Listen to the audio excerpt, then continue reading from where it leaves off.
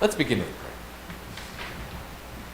prayer. Lord God, you promise that you are the one who establishes all authority on earth and that you rule over all things for our good. As we look at governments around the world and at our own, sometimes we struggle to see how these things are for our good. And so, while we get worked up, lead us to trust ever in you, in your care, in your love, knowing that your plan prevails for our good, no matter what our eyes see at the time. Help us to focus on what our government can accomplish and trust that you will do your will through all things. It's in your name, dear Jesus, we pray. Amen. So, I'm going to start with a question. What is the best form of government?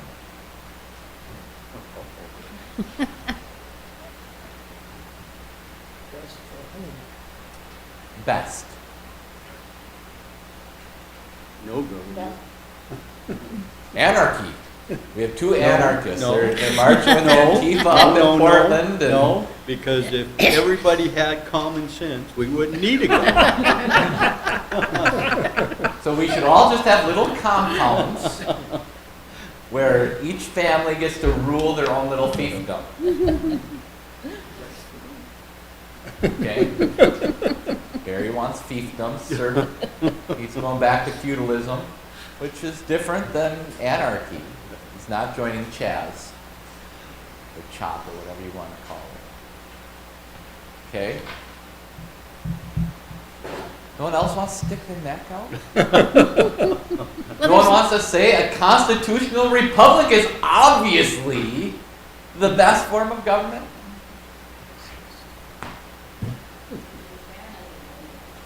Yeah, there you go. What's the best form of government?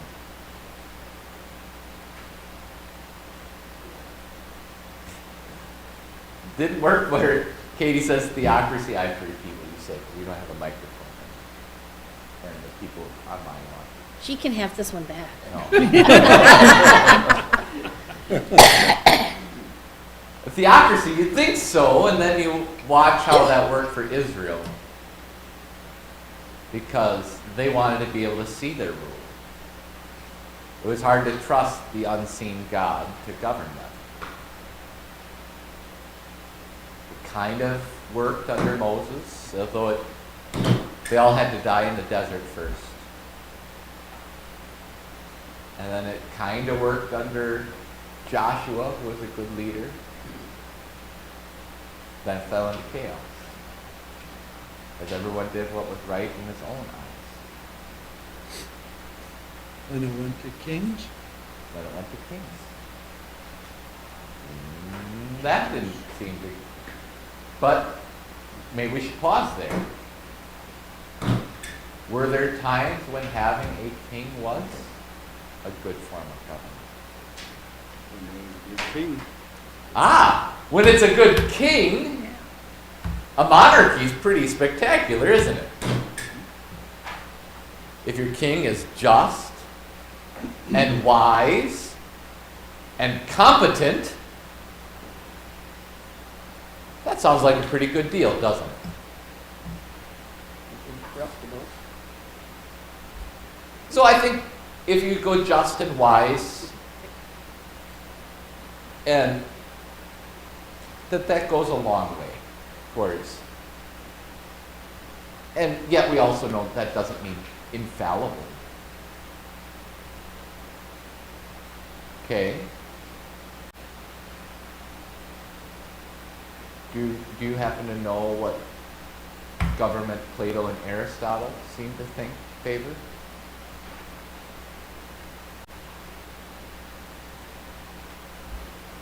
If it could be done, they would say an oligarchy. So a rule by the few, an oligarchy. So if you were to pick the 10 wisest people in, and granted they're talking city-states, so, place the size of Albany or Portland, not even as big as Portland usually. Well, unless you count the slaves. But they didn't. where you just have the best, wisest, most noble, virtuous people, and give them the power to rule, that would be the best. Rome had a straight republic, but then they figured out that didn't work, because when you have, I don't know how many senators they have, 100 senators or so, they don't always agree. And so then they started electing 2 tribunes that would take more of the executive function. Getting 100 people to agree on the right course of action when you need immediate action doesn't work. Which, by the way, is why we set up our government our way. We have 2 branches of legislature that move slowly, but sometimes you need disaster relief, so you kind of want an executive branch to be able to act quickly and enact those laws as quickly and efficiently as possible. Can communism be a good form of government?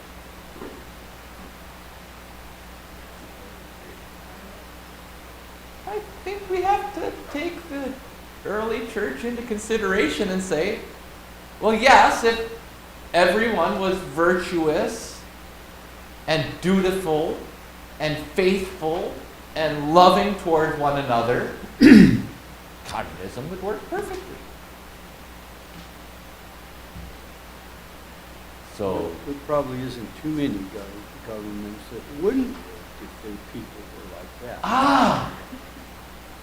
So kind of what it comes down to is the best form of government is one where the people who are in charge are virtuous and competent.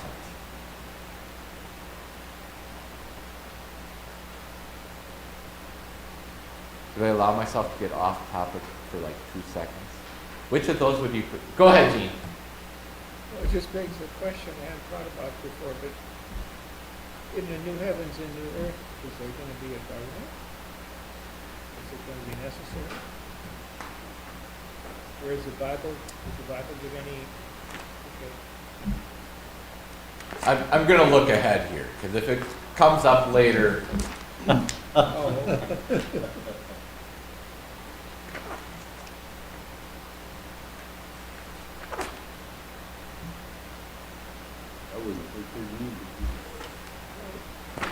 So it doesn't come up. So this is going to be a longer tangent than even I had planned, which is fine. So once again, it'll go well with the sermon this morning. What was the form of government God established in the beginning?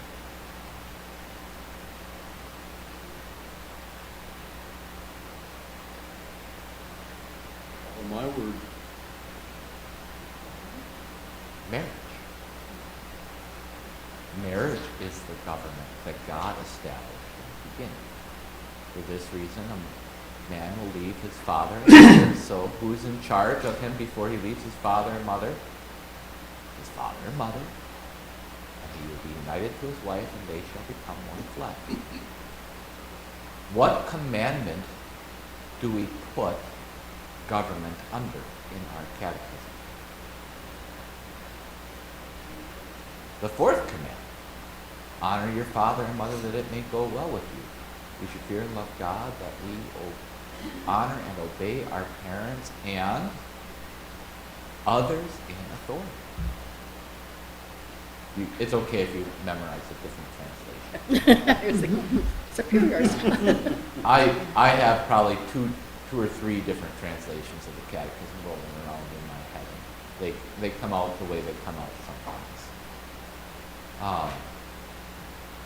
So Martin Luther saw civil government as an extension of the authority of the Father.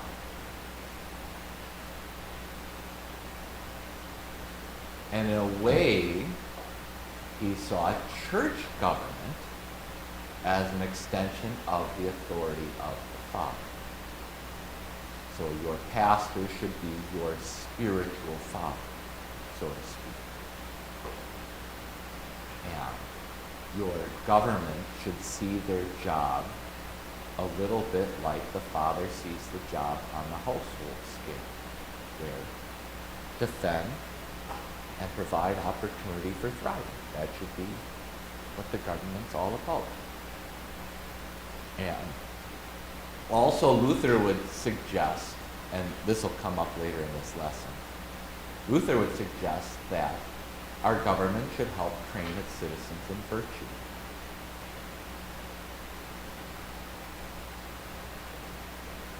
Because that is, and I think that's well grounded in Romans 13. If you punish evil and you reward good, what are you doing? You're training virtue. And eventually people learn to do that for themselves. They learn to distinguish, and you're helping guide them in what fathers do. It's not that you want your child to learn, I have to be good when dad's watching and I can do whatever but by training them consistently, they learn what is good and bad, and they learn to distinguish and make the right choices when they're not being watched.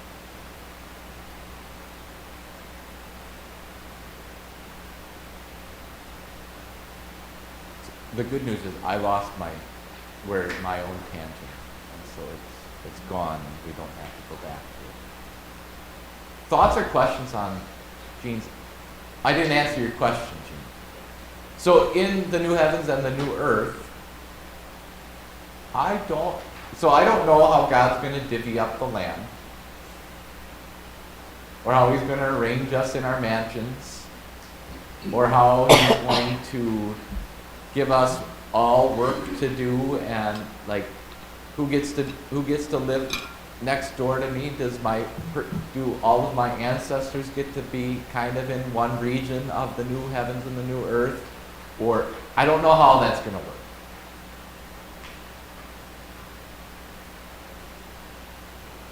And Jesus says we're not going to be married and given in marriage.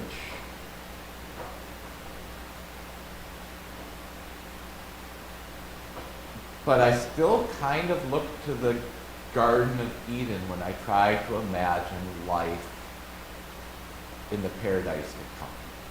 Because that's the picture that Revelation ends on. And so I'll still have work to do to glorify God. Earth will be the way God intended it to be, only better because we will fully know God's love. I will love everybody on earth the way that I love the people that are nearest to me, which, by the way, is actually possible. There's not a person who, when they have one kid and then they have a second kid, goes, oh man, I'm just all out of love. I don't have any love for this second kid. And then they have a third kid, they're like, oh, no more love to give now. Love is the one thing that the more you divide it, the more you have to give. And so that's how I think Jesus wants us to think about your relationship with other people in the new heavens and the new earth is you will see everyone around you as dear to you as those who are closest to you. And so basically he's saying, don't worry about who's going to be married to whom because of these seven, however they set up the situation. Because you're not going to be making babies and starting families. The earth is going to be full. It's going to be full of the saints. We're not going to need any more babies. It's going to be full. You're all going to be the way you were supposed to be. Everything's going to be the way it's supposed to be. Therefore, don't worry about it. There's going to be a set number. It's going to be like the angels. God's got a set number. There's a set number of saints that will fill heavens and the earth.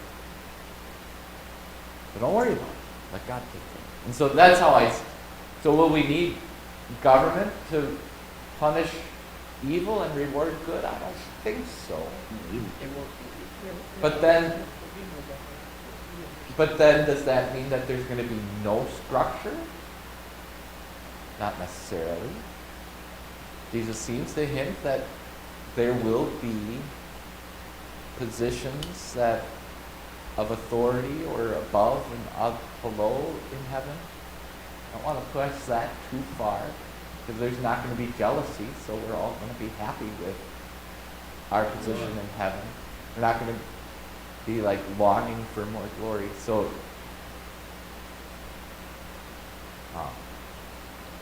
go ahead, Norman. Where would you base in the Bible that there'd be any family, any at all? I don't see it. There's no marriage. You know, our sinful or not sinful, but I'll be able to see my father again. I'll be able to meet them again. I don't think so. There's no family. There's no nothing. Everybody's equal. Everybody loves everybody. So, where does it say in the Bible that? I would base it on this, because you will still be you. I hope not. I'm sinful. But you will be the you were supposed to be. I don't see why that would generate that I have family. And God created us to be social, and He arranged us. So I guess more I would say, I don't see any reason why I think you certainly will recognize everybody in heaven. You'll be able to say, that's Debbie. And I believe we will have memory of our life on earth, memory perfected by the grace of God, because that will enable us to show God's glory. And I base that off of, does Jesus still have scars in heaven? Yeah, He's the Lamb who once was slain. And so all of eternity will be about having God's glory seen in its fullest in the creatures He created to be in His image and glorify Him. Morning, Shauna. Hi, Shauna. So, Good. I agree with everything you're saying, but I still don't see how that relates to it. So what I would say is, I would know my great-great-great-great-great-grandmother. what I would say is more, I absolutely don't see anything in God's Word that would exclude that. Yeah, either way. And, I mean, you have all eternity. And, so you think, people talk, well, who's the first person I'm going to go talk with when I get to heaven?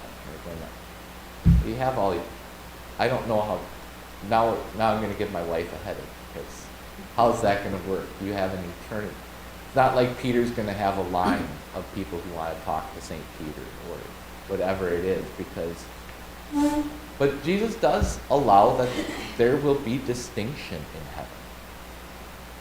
Because when James and John ask if we have one of us sit on your right and one on your left, Jesus doesn't say, oh, we're all equal in heaven. There is no right hand or left hand.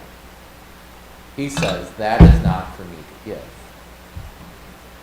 But those spots are reserved for those God has assigned them.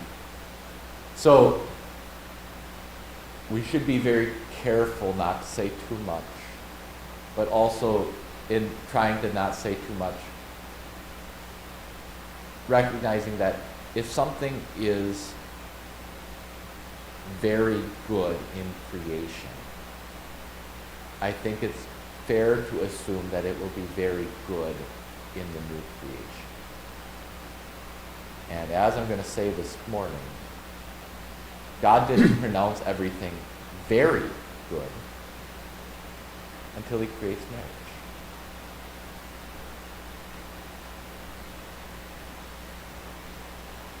That's the seventh. God, on the seventh day, God looks at all He had made, and it was very good. That's after He created marriage. So, if it's very good in Eden, that there's that special bond and relationship, I don't see the need to exclude familial bonds and memory in heaven. what that'll look like and how that will be arranged and all of those things. Like, I'm not saying that you're going to be sleeping next to each other in the new heavens. I don't know that. God doesn't tell me. But I see no reason to exclude that you will be literally with the people you love forever. But you can also then expand that to all saints of all time. Well, I agree, there's nothing in the Bible that excludes it. My question is, what's in the Bible that says it would be? So as I said, I go back to the Garden of Eden. And so when I look for what the new heavens and the new earth will be, I kind of look first towards, well, what did God want the heavens and the earth to be in the first place? And so I think there will be animals in eternity. I see no reason why they wouldn't be. There's trees, according to Revelation, so why wouldn't there be animals? But we have to be a little careful with how far we go. The now sainted Sigbert Becker, professor at Concordia Seminary until they went nuts, and then professor at Wisconsin Lutheran Seminary long before my time. Wrote a number of excellent books, wrote a number of excellent commentaries on the Bible. The story that went around is people would ask him if you'd have your pets in heaven. And his answer was, he saw no reason why something that brought him so much joy on earth would not also be with him in eternity. That was his answer. But animals don't have souls. That's why I repeat it as his answer. So I'm not saying like your dog dies and your dog goes to heaven, but in the new heavens and the new earth, when all things are made new, will my pets be there? Maybe. I'll be happy either way. So Right. It's not like I'll be sad if Homer and Otis aren't there. And Homer never whines again. Oh my goodness. But at the same time, if they are there, I can see that as a happy thing too. God's going to need to give me a bigger homestead, apparently, because I keep expanding how many animals I have. So you hear people. Now we're not talking about government at all. Yeah. It's all Gene's fault. I'm sorry, I shouldn't have done this. But I've always wondered to hear people say, you know, my wife is in heaven looking down at me. You know, I know she's happy because I succeeded. I can't understand how that would be true, because if the person's in heaven and they can see earth, there's pain. So And there's I generally don't correct people, well, I don't either, but but I don't believe it. the Because it's very emotional. yes. It's comforting, but it's not necessarily true. So I have like 3 comments. One would be, the defense of that would be in Revelation, it's 7 or 14. It's convenient that Revelation split up like that, but inconvenient when you're trying to remember the exact. Where the saints are under the altar of God and they're crying, the saints that have been beheaded for the name of Christ are underneath the altar of God and they're crying out, "How long, O Lord?" And it seems like they're aware of the suffering of the saints on earth. But they can experience that in the joy of God's plan even while they're there. But Revelation is also a picture book. It's a picture book. And so is he's saying that literally the saints who lost their lives for the gospel are looking down on earth and just saying, how long are you going to let these people do this? You know, are the saints looking down on Xi Jinping and saying, how long are you going to let him persecute your church, Lord? No.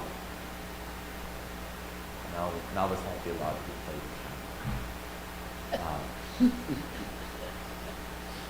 So that's the defense, and yet at the same time it's like, or is it expressing how the church always feels that the blood of the saints requires justice, and we long for God's justice to come, and just as David did in the Psalms, so also the church does on earth, and maybe even the church in heaven says, how long, Lord, until the fulfillment of all your glory? So that would be the argument for it. There's other passages where there's kind of a hint of, well, do the saints in heaven have an awareness of what's going on earth? No. I don't find them convincing. In general, one thing we know is the saints in heaven can't hear us. There's never a point that we are told to pray to the saints or to give any consideration to the saints in heaven beyond that God deserves. But I also think we do owe the church before us respect, because they are the one Christian church along with us. So we do owe our forefathers in the faith a level of respect. The church of history should get a say in what's happening in the church today, so to speak. Not a ruling say, because we get our own say too. We all add our own uniqueness to this church. We're all part of that multitude that will gather around the throne of God. But sometimes we're too quick to dismiss things that the church did before us as if that's no longer for us. Final thing I'll say on that is, it is why we need to teach, and pastors ought to preach, speaking to myself, clearly about heaven and hell and life to come, because the time to do that is not when that dear member has lost her mother and she says, oh, but every time I see a cardinal, I know my mom is with me. The thing in the Midwest. And the first time I had a member say that to me after I thought I gave a darn good funeral sermon. They compliment my funeral sermon quite frequently. That I heard her say that, and I'm like, where did she get that idea? That a cardinal is the spirit of your loved one. Why? I just don't know, but because we absorb all of this stuff from the world around us, and so if we're not teaching clearly, those things creep in. And Comment on that? No, I let it go. Yeah, I never. But I sincerely hope that my father and mother have no knowledge of what's happening on this earth at all. So There's pain and there's suffering. What I would say to that is, if your father and mother are looking down on you, they see you through God's perfect eyes.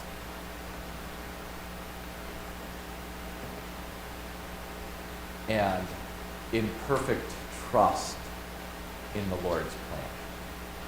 So that's the most I can say on that. Like, I don't necessarily see irrefutable evidence that the people in heaven can see us. Either way, under. yeah. And I lean more towards, no, they can't. In the account of the beggar Lazarus in heaven, and and the rich man in hell, there's an indication that he could see Lazarus, but no indication that Lazarus could see him. Except you can see Abraham interact. So that's such an interesting story that Jesus tells, because it's not fully a parable. He names Lazarus as if Lazarus is a real person. But then it seems like he's kind of embellishing with the, to make the point that after death there's no going back. Like that's the point he's trying to make, and so he's using this rich man to make that point. But you also don't get any indication that either the rich man nor Lazarus can see things happening on earth, or Abraham even. The rich man just knows that his brothers are exactly like he is, and so he realizes they're not living with eternity in mind, and so someone needs to go wake them up so they don't come to him. But it's not like he's watching them make the same mistakes, although that would be hell. It would also be hell if in hell you can see heaven and know that that's unattainable. And you Yeah, see how that- wonderful That it would be the is. hell of it. Yeah. So, there's all these pictures, and Yeah. we have to be a little careful, because the Bible is trying to paint things in a way that we can understand. I have a question with the cardinal that you mentioned with the lady. Is it because her mother loved cardinals? Well, everybody in the Midwest loves cardinals. It's a thing that's more in Wisconsin than I ever thought it was that cardinals represent, or cardinals are our loved ones Really? visiting us. And I so, never heard of that. So I if you think that when you have like So if 30 you- cardinals in your yard every week. so if you put safflower out, your loved ones love you, and if you forget to feed the cardinals, they don't. I guess we did. I shouldn't be Isn't it quite great, so Joe? flippant with that, but That's where There are people Oh, who that's say Oreos. if they're walking along and they see a penny, they figure that's a Yeah. sign that, some of their what I've heard ancestor that. was. I've heard yeah. that more than, I've never heard, never with the cardinal. well, that's Never because heard you the don't cardinal. you don't want Cardinals. you certainly don't want a scrub jay representing. Your loved ones.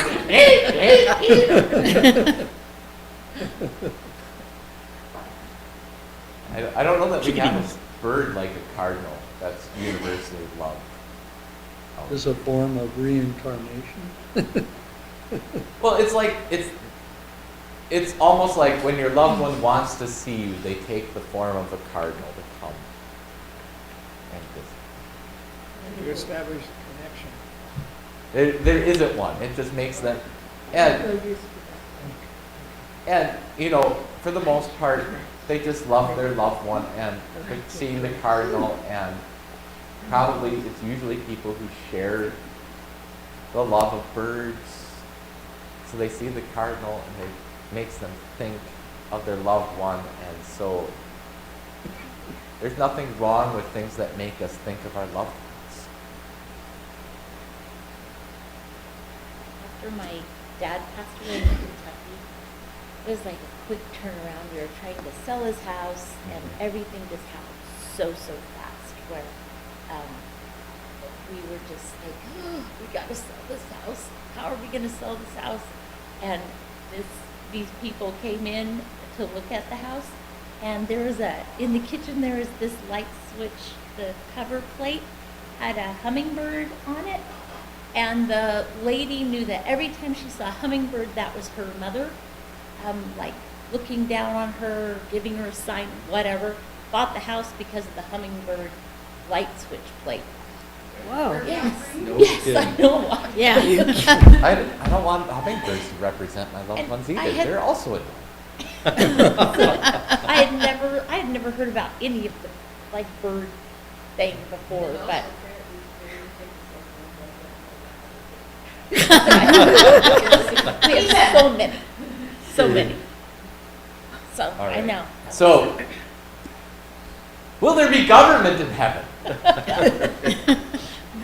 God Probably government. not. I don't see a need for it. Will there be structure in heaven? Oh, wouldn't there be a king? Probably a little bit more likely than government being in heaven. Will there be bureaucrats?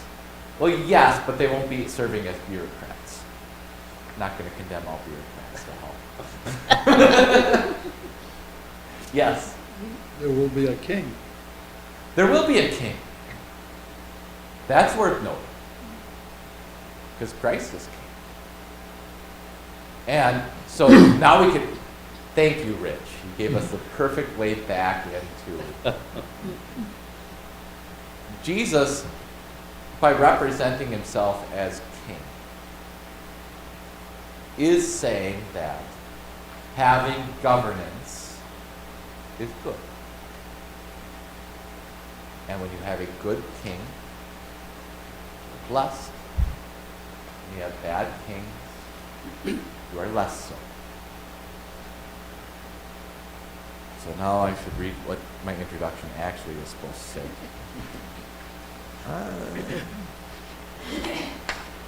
So, on my own opinion, a constitutional republic is the, and especially one based on free market economies, is the worst kind of government, unless you look at any other kind of government. But in general, if you have good and virtuous leaders, you have good government. Oh, I remember what I was going to say, my own tangent. And so maybe we'll just discuss this for the rest of the time, because there's no way we're going to be able to read Psalm 146. What should a Christian desire more? That their government be competent? Or that their government be virtuous? Or maybe to put virtuous a different way, that their government be Christian.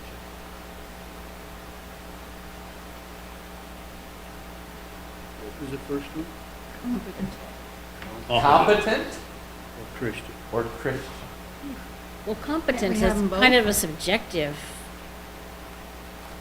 term. I mean, competent by I mean, whose? often you know competence by its lack. Yeah. Generally speaking, Christian structure, Christian ethics, biblical structure, biblical rules work. So if you have competent leaders who are not Christian, they're saying, this is what works. And if it work closely aligned with what I believe, then people who say, I'm Christian and don't actually believe the Bible, or aim for Christian meaning everybody has to look and act the way, or and say and think the things that I say and think, and look and act the way I think they should. And so I would take competent over Christian. Instead, we have neither. I should have taken your mic away before you got it. So one of the bases of Christianity is love your neighbor as yourself. So if the government actually did, I mean, the problem is, if they were really Christian in the true sense, but it can't be because everybody's a sinner, but if it was true that the government really was Christian in all that Christian maintains, you would love your neighbor as yourself, Would be competent. you would be competent automatically. Okay?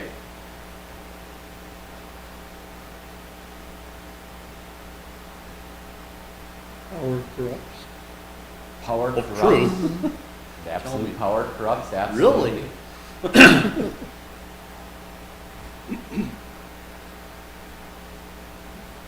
So, it is interesting.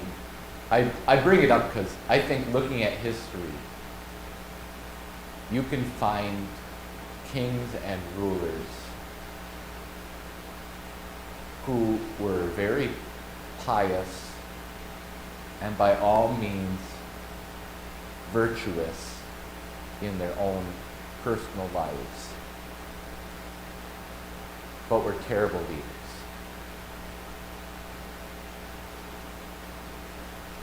Maybe I should ask the question this way.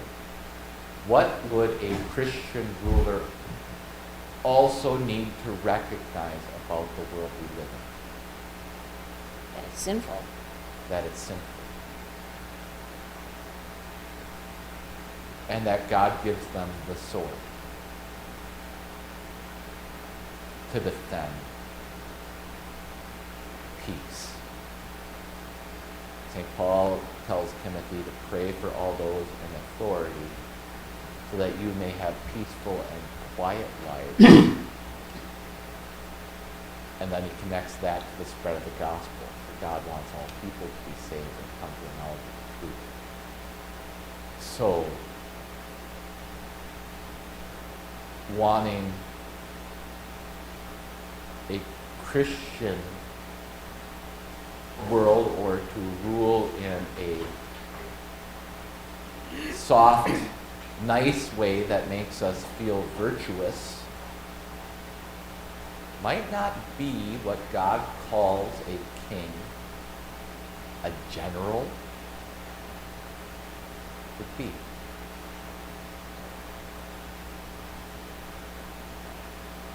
I don't know,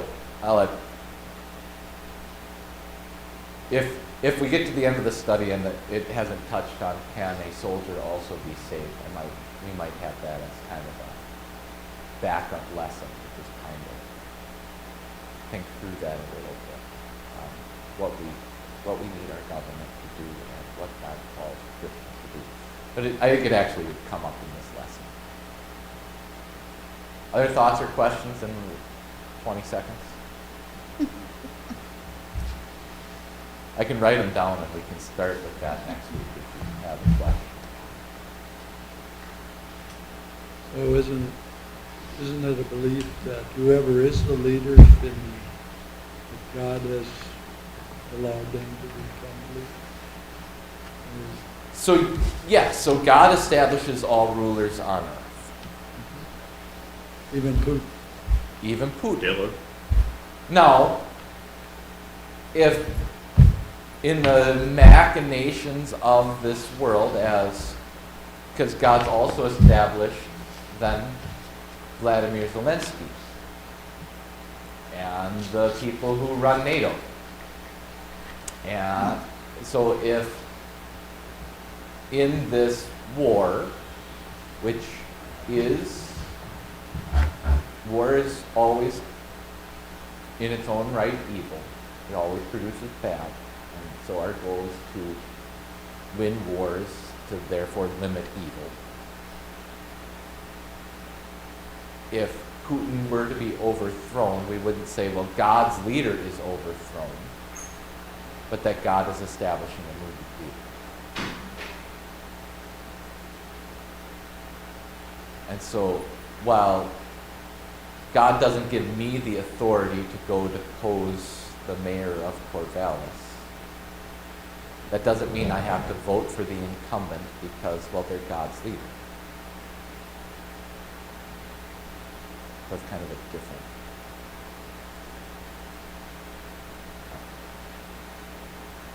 I was reading an article a month ago about what our government has done over the last 100 years. They find a dictator who needs to get rid of this guy. And you send out teams of this. Somehow, let's get this guy assassinated. In every case, it backfired. I can't remember. So, Should not have tried. We should not have done this. nothing's more dangerous than somebody who thinks they're really smart enough that they can control how all events will carry out.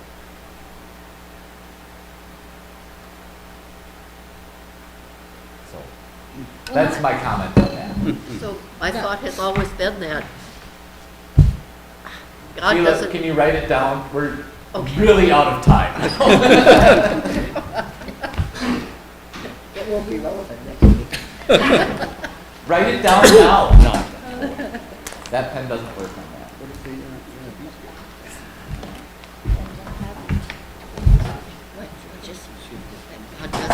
God doesn't say